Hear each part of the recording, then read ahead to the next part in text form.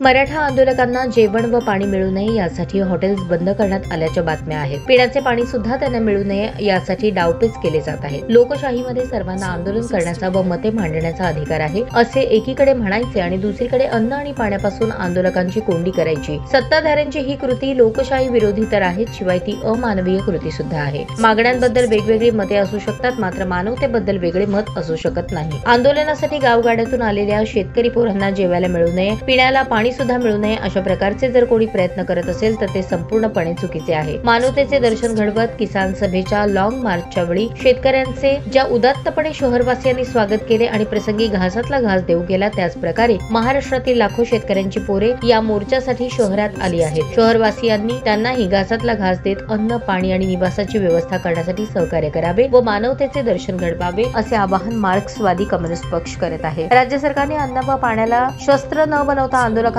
चर्चा करावी व योग्य तोडगा काढावा असे आवाहन मार्क्सवादी कम्युनिस्ट पक्ष करत आहे।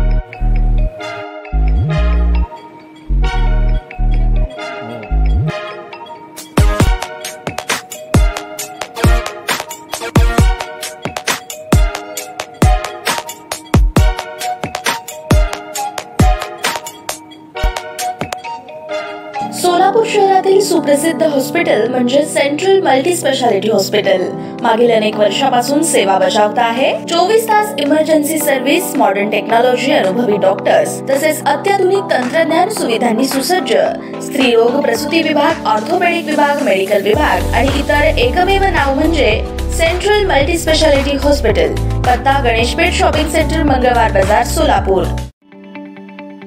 ताज्या बातम्या पाहण्यासाठी प्राईम महाराष्ट्र न्यूज चॅनलला सबस्क्राईब करा।